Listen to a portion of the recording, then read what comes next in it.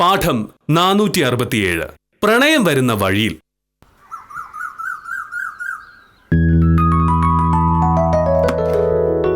അമ്മേ, ഞാൻ ഇറങ്ങാ. ആ ജോണിക്കുട്ടി ഒരു സ്കെച്ച് കൊടുത്തിടാന്ന് പറഞ്ഞിട്ടുണ്ട്. ആരെങ്കിലും കൊണ്ടുവന്നാ വാങ്ങി വെച്ചേക്ക്. ഞാൻ കോടതി പോകുന്നതിന് മുന്നേ കൊണ്ടുവന്നാ വാങ്ങി വെക്കാം. ഞാൻ വൈകിട്ട് വന്നതിന് ശേഷം കൊണ്ടുവന്നാലും വാങ്ങി വെക്കും. അതിനിടയിൽ വന്നിട്ടുണ്ടെങ്കിൽ എനിക്ക് ഒരു ഉത്തരവാദിത്വം ഇല്ല. അതെനിക്കറിയാം. ഒരു കാര്യം പറയുമ്പോ ഇത്രയും വളച്ചു കെട്ടി മറുപടി പറയേണ്ട കാര്യം എന്താണ്? രാധ എവിടെ? അവളെ പ്രതങ്ങാണ്ടുണ്ട്. അവക്കിത് പോണ്ടേ? ഇന്ന് അവളുടെ ട്രെയിനിങ് തീരല്ലേ. വൈകിട്ട് മിക്കവാറും അമ്മാവും വരുമെന്നാ പറഞ്ഞത്. വൈകിട്ട് തന്നെ തിരിച്ചു പോകണമെന്നാ രാധയും പറയണേ. നാളെ പോവാന്ന് പറ മോനേട്ടാ. അമ്മാവൻ നാട്ടിൽ ഒരുപാട് തിരക്കുള്ളൊരു മനുഷ്യനാണ്. നിന്നെ പോലൊരു കേസില്ല വക്കീലിന് തോന്നുമ്പോ വരികയും തോന്നുമ്പോ പോവുകയും ചെയ്യാം. പക്ഷേ അമ്മാവനത് പറ്റില്ലല്ലോ. മുറപ്പണ് തിരിച്ച് നാട്ടിൽ പോകുന്നതിന്റെ സങ്കടമൊന്നുമില്ലല്ലോ മോഹനേട്ടന്റെ മുഖത്ത്. ഇതിനുള്ള മറുപടി ഇപ്പൊ ഞാൻ പറയുന്നില്ല. ഭാമേ, ഞാനും രാധയും ഒക്കെ അന്തസ്സുള്ള തറവാട്ടിൽ പറഞ്ഞവരാ. ആരോട് എങ്ങനെ എപ്പോ ഏത് രീതി പെരുമാറണമെന്നൊക്കെ ഞങ്ങൾക്ക് നന്നായിട്ട് അറിയാം. കഴിഞ്ഞ ഒരാഴ്ച അവളിവിടെ താമസിച്ചപ്പോ നിനക്ക് കാര്യം മനസ്സിലായി കാണുമല്ലോ.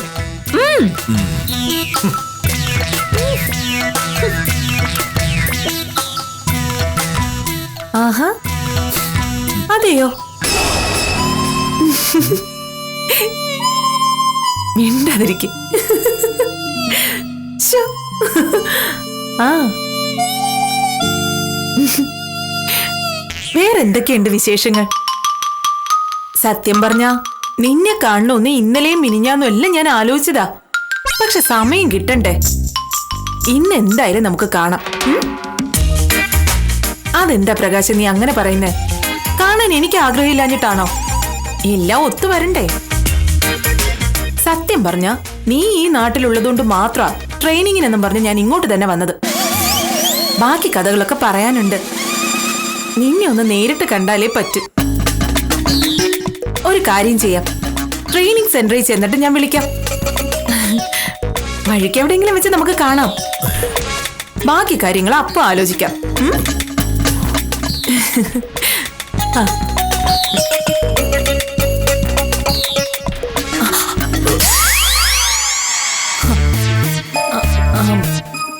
ആരായിരുന്നു? അത് എന്റെ കൂടെ കോളേജിൽ പഠിച്ച ആളാ.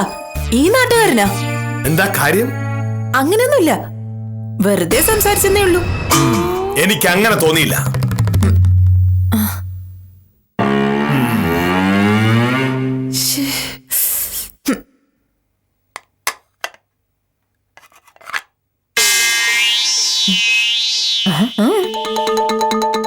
രാധ ഏതോ ഒരു തന്നെ ഫോൺ ചെയ്തു.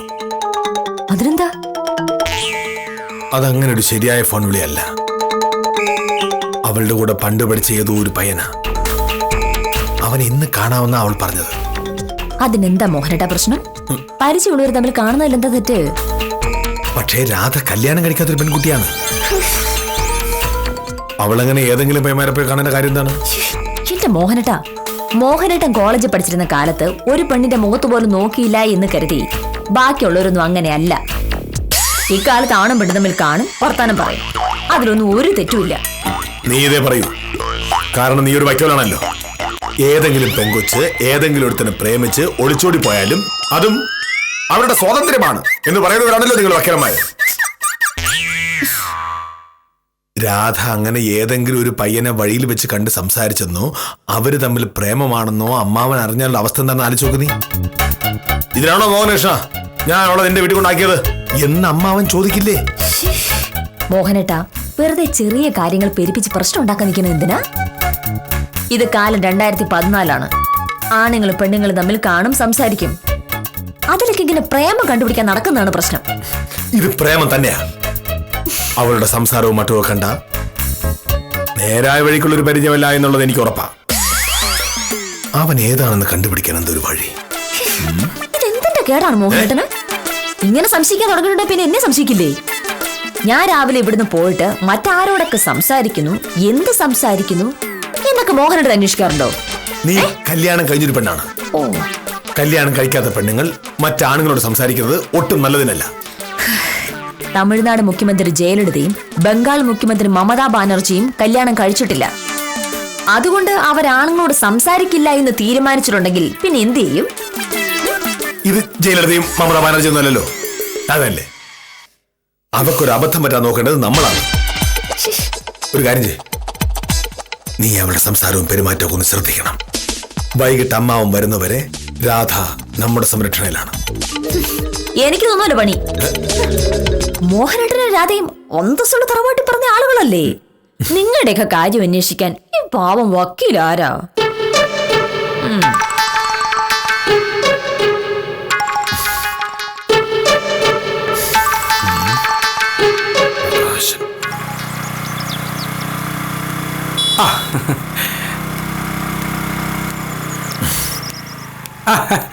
നമസ്കാരം സാറേ. സാറിന് നേരത്തെ ഇറങ്ങിയ പോകുന്ന വഴിക്ക് ഗംഗാധര സാറിന്റെ വീട്ടിലേക്ക് ഒന്ന് കയറണമായിരുന്നു. ഉത്തമനങ്ങോട്ടാ? അങ്ങനെയൊന്നുമില്ല സാറേ. നാട്ടിലുള്ള സകലർക്ക് എന്നെ കൊണ്ട് ഓരോ കാര്യങ്ങൾ ഉണ്ടാവുമല്ലോ. രാവിലെ മുതൽ ഓരോരുത്തര് വിളിക്കും. ചെല്ലാതിരിക്കാൻ പറ്റൂലല്ലോ. ശരി ശരി സാറേ. ഓക്കെ. ഉത്തമ, ഈ നാട്ടിലുള്ള എല്ലാവർക്കും ഓരോരോ സഹായങ്ങൾ ചെയ്തു കൊടുക്കുന്ന ആളാണല്ലോ ഉത്തമൻ. അങ്ങനെയാണെന്നുണ്ടെങ്കിൽ എനിക്കൊരാവശ്യം വന്നാ ഉത്തമൻ സഹായിക്കോ? അതെന്തോന്ന് വർത്താനം സാറേ. സാറിനൊരു ആവശ്യം വന്നപ്പോ എന്നാണ് ഞാൻ സഹായിക്കാതിരുന്നിട്ടുള്ളത്?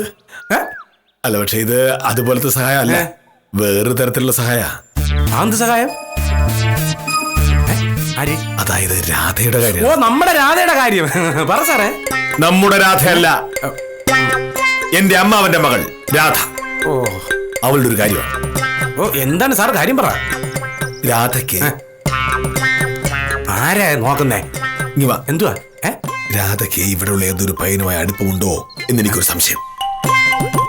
ഒരു ഫോൺ വിളി ഞാൻ ശ്രദ്ധിച്ചു. പണ്ട് കൂടെ പഠിച്ച ഏതോ ഒരുത്തനാണ്. ഈ നാട്ടുകാരനാണെന്നുള്ളത് ഉറപ്പ്. അതിപ്പോ സാറേ, കൂടെ പഠിച്ച പയ്യനെ ഫോൺ വിളിക്കുന്നത് അത്രയ്ക്ക് കുഴപ്പമാണോ? ഇതങ്ങനെയുള്ള സംസാരമല്ല. പിന്നെ കൊഞ്ച് കുഴഞ്ഞ് ഒരുമാതിരിയുള്ള ഒരു സംസാരം. എനിക്ക് ഉറപ്പാണ് ഇതിനകത്ത് എന്തോ ചുറ്റുകളിയുണ്ട്. ഉണ്ടെങ്കിൽ തന്നെ എന്തോന്ന് സാറേ? കല്യാണ പ്രായം കഴിഞ്ഞിരിക്കുന്ന ഒരു പെങ്കൊച്ച് ഒരു പയ്യനുമായിട്ട് പ്രേമാണെന്ന് കരുതുക. അതിലെന്തോന്ന് കുഴപ്പം? ഉത്തമ, കാലം വല്ലാത്തതാണ്. ഈ കാലത്ത് ആണുങ്ങളെ വിശ്വസിക്കാൻ കൊള്ളില്ല. പ്രേമിച്ചിട്ട് പറ്റിച്ചിട്ട് കടന്നടഞ്ഞാലോ? അത് മാത്രമല്ല, അവൾ ഇവിടെ വന്ന ഒരു പയ്യനെ പ്രേമിക്കുന്നു അമ്മാവൻ അറിഞ്ഞാൽ എന്റെ മാനം പോയില്ലേ? ഇങ്ങനെയാണോ മോഹനകൃഷ്ണ രാധയെ ശ്രദ്ധിച്ചത് എന്ന് ചോദിച്ചാൽ ഞാൻ എന്ത് മറുപടി പറയും? അല്ല, ഇതിലിപ്പോ ഞാൻ എന്താണ് വേണ്ടത്? അതായത് രാവിലെ 9 മണിക്കാണ് അവൾ വീട്ടിൽ നിന്ന് ഇറങ്ങുന്നത്. 10 മണിക്ക് ട്രെയിനിങ് തുടങ്ങും. വൈകിട്ട് 3 മണിക്ക് അവിടെ നിന്ന് ഇറങ്ങിയാൽ 3:30 വീട്ടിലെത്തും.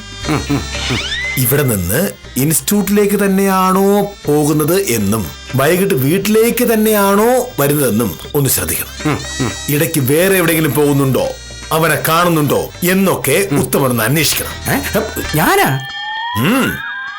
ഉത്തമൻ അവളുടെ പിന്നാലെ ഇൻസ്റ്റിറ്റ്യൂട്ട് വരെ പോകണം. വൈകുന്നേരം ഇറങ്ങാറാകുമ്പോ അവിടെ ചെല്ലണം. അവള് പോരുമ്പോ പിന്നാലെ അവിടെ നിന്ന് കൊള്ളാം കൊള്ളാം, നന്നായിരിക്കും. സാറേ, ഇത് പറഞ്ഞത് സാറായത് കൊണ്ട് മാത്രം ഞാൻ തിരിച്ചൊന്നും പറയുന്നില്ല. വേറെ ആരെങ്കിലും ഉണ്ടല്ലേ തന്തയ്ക്ക് വിളിച്ചാലേ ഞാൻ. സാറേ, ഇമ്മാതിരി നാണം കെട്ട പരിപാടിക്ക് എന്നെ കിട്ടൂല.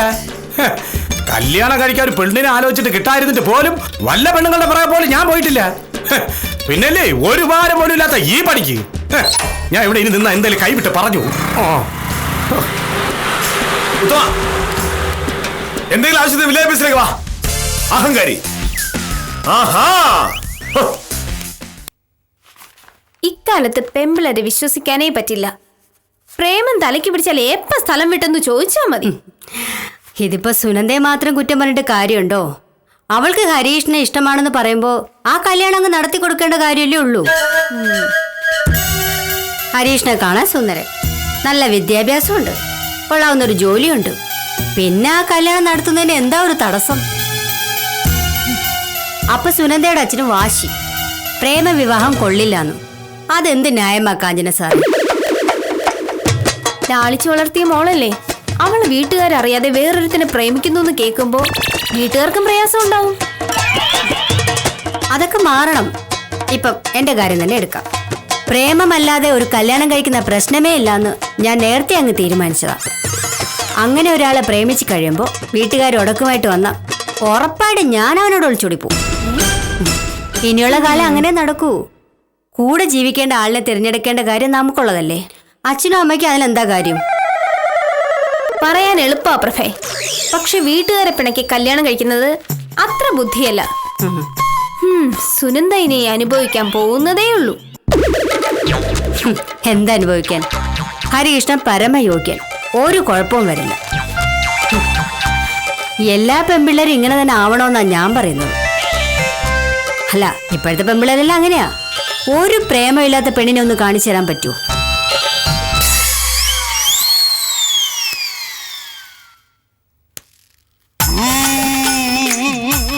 അപ്പൊ ഞാൻ സംശയിച്ച ശരിയാണ്.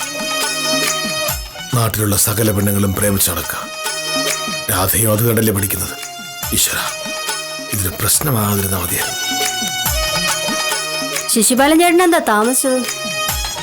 താലൂക്ക് ഓഫീസിൽ പോയിട്ടാ വരുന്നത്. മോഹനേഷ സാർ ഒരു കാര്യം പറഞ്ഞ് ഏൽപ്പിച്ചിരുന്നു. ഞാൻ ഇന്നലെ ശിശുപാലൻ ചേട്ടനോട് ഒരു കാര്യം പറഞ്ഞല്ലോ. പൂങ്കിനാവ് വാരികയിലെ പ്രണയനിലാവ് എന്ന നോവലിലെ സുനന്ദയുടെ കാര്യം. അവള് ഹരീഷ്ണന്റെ കൂടെ ഒളിച്ചോടി പോകുമെന്ന് ഞാൻ പറഞ്ഞപ്പോ കാഞ്ചന സാറ് സമ്മതിച്ചില്ല. രാവിലെ വാരിക വന്നപ്പോ എന്താ കഥ? സുനന്ദ ഹരീഷ്ണന്റെ കൂടെ ഒളിച്ചോടി പോയി. എന്റെ പൊന്ന് സാറൻ പറ, ഞാൻ ഈ പുല്ലൊന്നും വായിക്കാറില്ല. നിങ്ങൾക്ക് വേറെ പണിയില്ലാത്തോണ്ട് കൊള്ളാം. സ്നേഹവും ഒളിച്ചോട്ടോ അവീത കീർപ്പോ. നമ്മുടെ നാട്ടിലെ പെമ്പിള്ളേർക്ക് ഇതൊന്നും അല്ല പണി. ഇതാണ് നമ്മുടെ നാട്ടിലെ ആണുങ്ങളുടെ മനസ്ഥിതി. ഒരു പെണ്ണും ആണും തമ്മിൽ സംസാരിച്ച ഉടനെ അത് പ്രേമമായി. ആണിനും പെണ്ണിനും തമ്മിൽ സംസാരിക്കാൻ വേറെ ഒരു വിഷയമില്ലെന്നാണ് ഇവരുടെയൊക്കെ ധാരണ. ഞാൻ മറ്റൊരാളോട് സംസാരിച്ച മോഹനേട്ടന് പേടിയൊന്നുമില്ല. പക്ഷേ രാധയുടെ കാര്യത്തിൽ കുറച്ച് ശ്രദ്ധ കൂടുതലാണ്. അവക്ക് വല്ല അബദ്ധം പറ്റിയിട്ടുണ്ടെങ്കിൽ കേശവനമ്മാവനോട് എന്തു പറയുമെന്നാണ് വില്ലേജ് ഓഫീസറുടെ പേടി മുഴുവനും. മോഹനകൃഷ്ണന്റെ മുറപ്പെണ്ണല്ലേ രാധ? അവര് മോഹനകൃഷ്ണനുമായി സംസാരിക്കുമ്പോ സത്യഭാമയ്ക്കും സംശയിക്കാമല്ലോ. മോഹനേട്ടൻ ഒരു പ്രത്യേക ടൈപ്പ് മാഡം. ഇന്ന് വൈകിട്ട് രാധ പോകുന്നത് വരെ ഒരു പ്രശ്നങ്ങൾ ഉണ്ടാവാതെ നോക്കണമെന്നതാണ് പരിപാടി. വൈകിട്ട് കേശവനമ്മാവൻ വന്ന് രാധയെ കൊണ്ടുപോകും.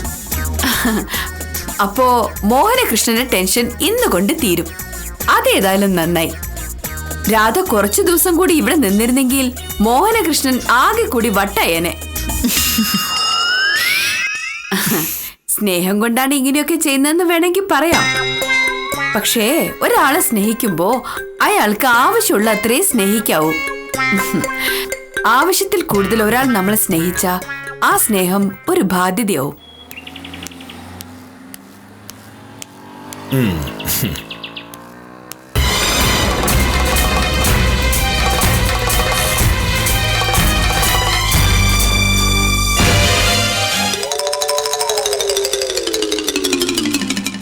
ഇവിടെ നിൽക്കുന്നേ? ഓഹോ, മറ്റവനെ നോക്കി നിൽക്കാവും. മണി 5 വീട്ടിൽ പോകാതെ ഇവിടെ നിൽക്കാന്ന് പറഞ്ഞാൽ ഒളിച്ചോടാനാണോ പരിപാടി?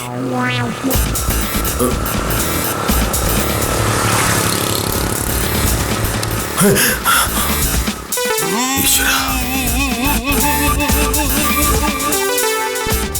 ഞാൻ വിചാരിച്ചതിനെ കാര്യം. അപ്പൊ ഇവനാണ് ആള്.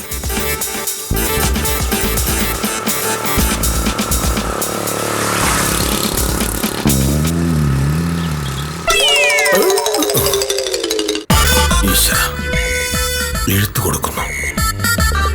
നടു റോഡിൽ വെച്ച് പട്ടാപ്പകൽ പ്രേമലേഖനം കൊടുക്കാന്ന് വെച്ചാൽ ഇവൻ ചില്ലറക്കാരനല്ലോ.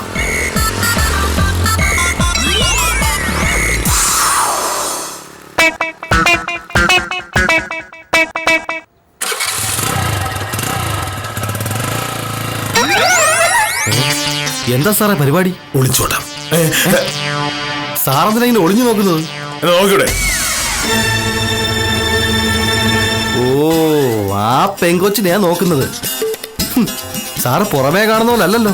ആ പെങ്കൊച്ച് എനിക്ക് വേണ്ടപ്പെട്ട പെങ്കൊച്ചാ. വേണ്ടപ്പെട്ട പെങ്കൊച്ചിനെ ഒളിഞ്ഞു നോക്കുന്നത് എന്തിനാ സാറേ? ഞാൻ ചിലപ്പോ ഒളിച്ചു നോക്കും, ചിലപ്പോ തലേ കുത്തി നോക്കും. അത് എനിക്കെന്താ? അത് കൊള്ളാലോ. ഇങ്ങ് വന്നേ. ദേ ഈ സംഭവം കണ്ടോ? എന്ത്? എന്താ പ്രശ്നം? മോഹനകൃഷ്ണ സാർ ഇവിടെ ഒളിച്ചു നിൽക്കുന്നത് കണ്ടാ ഞാൻ നോക്കിയത്. അപ്പോഴല്ലേ മനസ്സിലായത് സാർ ദേ ആ പെണ്ണിനെ നോക്കി നിൽക്കുകയായിരുന്നു.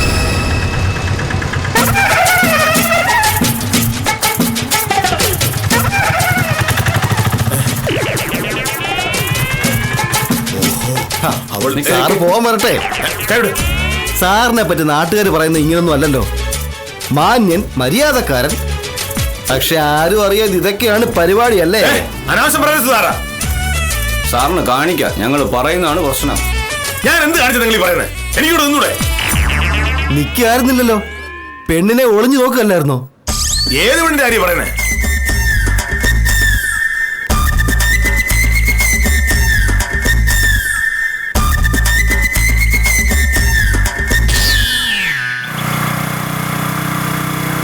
അമ്പോ ഓനടി സാർ ഉണക്ക ഓലയ്ക്ക് വേണ്ടി അടി കൂടുന്ന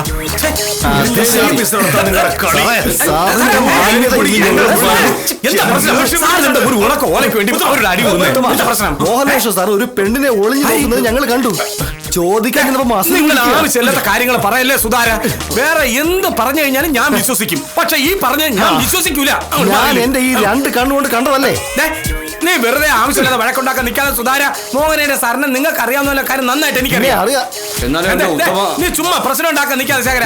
വെറുതെ ആവശ്യമില്ലാത്ത കാര്യങ്ങൾ പറഞ്ഞു പോ അങ്ങോട്ട്. ഒരു വലിയ ശല്യമല്ലേ ഇതൊക്കെ. എന്റെ സാർ ഇത് എന്തോന്നാ പാല് കുടിച്ച ആരും അറിയില്ലെന്ന ധാരണ. പാല് കുടിച്ചത് ഒന്ന് ചുമ്മാ സാറേ. സുധാര നീ പോ, നിന്നെ ഞാൻ തൊഴാം. നീ ഒന്ന് പോ. എന്റെ സാറേ, നാട് റോഡിൽ ഇന്ന് തന്തയ്ക്ക് വിളിച്ചറിഞ്ഞ നാട്ടുകാർ കയറിയിരുന്ന് മേയും. വില്ലേജ് ഓഫീസറൊന്നും അവര് നോക്കൂല. എന്താ യഥാർത്ഥ പ്രശ്നം? അതവളായിരുന്നു. ആര്? യാവള് നമ്മുടെ രാധ. നമ്മുടെ രാധയല്ല, സാറിന്റെ അമ്മാവന്റെ മകള് രാധ. ഒരുത്തരെ നോക്കി നിൽക്കായിരുന്നു അവൾ. അവൻ വന്ന് ഒരെഴുത്ത് കൊടുത്തിട്ട് അങ്ങ് പോയി. ഞാൻ കണ്ടതാണ് ഉത്തമ. കണ്ടു നിൽക്കാതെ സാർ അവനെ കയ്യോടെ പൊക്കാത്തത് എന്ത്? അവൻ ആരായിരുന്നു എന്നും അവന്റെ ഉദ്ദേശം എന്തായിരുന്നു എന്നൊക്കെ നമുക്ക് അറിയാമായിരുന്നല്ലോ. അങ്ങനെ അപ്പോഴേക്കും സുധാര വന്ന് ചാടിയല്ലോ. പിന്നെ സംഗതി കൈവിട്ടു പോയി. രാധയുടെ പുറകെ പോകാൻ സാറ് രാവിലെ എന്നോട് പറഞ്ഞപ്പോ ഞാൻ കേൾക്കാത്തത് എന്താണെന്ന് ഇപ്പൊ മനസ്സിലായോ? ഇനി ഇവിടെ നിന്ന് ഇങ്ങനെ കറങ്ങാതെ നേരെ വീട്ടിൽ ചെന്ന് ആ എഴുത്ത് കയ്യോടെ പിടിക്കാൻ നോക്ക്. അതേ ഉള്ളു വഴി.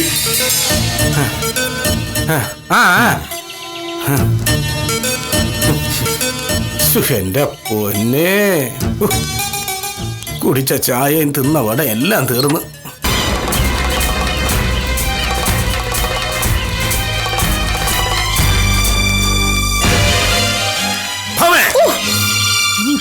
വന്നോ? എന്താ ഇത്ര താമസേ? അവളോടെ രാധ. അവളകത്തുണ്ട്. അവളിപ്പോ വന്നതേ ഉള്ളൂ. അമ്മാവന് ഫോൺ ചെയ്യുന്നു. അവളുടെ ഫോൺ ചെയ്ത് ഇനി അവസാനിപ്പിക്കും. അയ്യോ,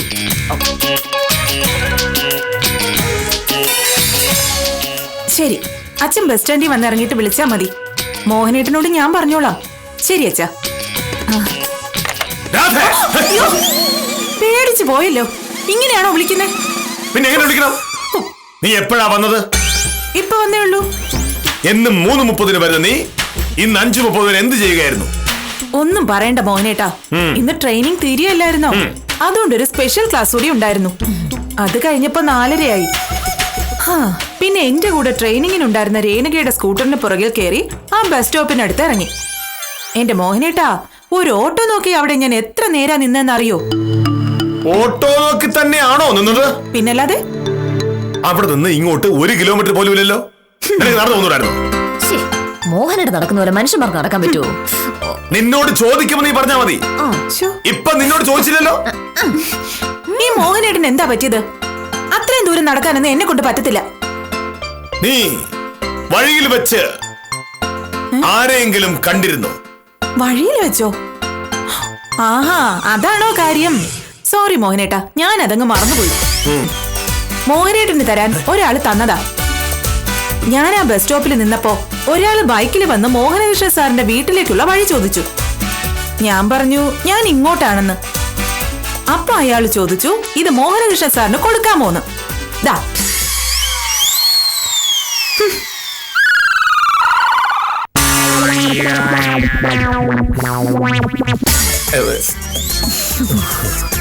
കാര്യം എനിക്ക് മനസ്സിലായി കേട്ടോ. ജോണിക്കുട്ടി കൊടുത്തുവിട്ട സ്കെച്ച്. അതാണ് സാധനം. ഇതുമായി വന്നയാള് വഴി വെച്ച് രാധയെ കണ്ടപ്പോ ഇത് അവളുടെ കൊടുത്തു. അത്രയും കാര്യങ്ങൾ വ്യക്തമാണ്. മോഹനേട്ടൻ അതെങ്ങനെ കണ്ടു? ഞാൻ അവിടെ വഴി നിൽക്കായിരുന്നല്ലോ. വഴി നിൽക്കായിരുന്നു. രാധയുടെ പുറകെ ഒളിച്ചു ചെന്നതാണ് കാമുകനെ പിടിക്കാൻ. അങ്ങനെയൊന്നുമില്ല. ഞാൻ അവിടെ ഓരോരുത്തർ ഒളിച്ചിരിക്കുന്നല്ലായിരുന്നു. ഞാനവിടെ നിൽക്കുന്നാണ്ട് നാട്ടുകാർ പ്രശ്നമാക്കിയതുമില്ല. ഇനി ഉത്തമം അങ്ങനെ വല്ലതും പറഞ്ഞാൽ നീ വിശ്വസിക്കരുത്. ഉത്തമം ഭയങ്കര കളനാ. ഉത്തമൻ ഭയങ്കര കളനാ.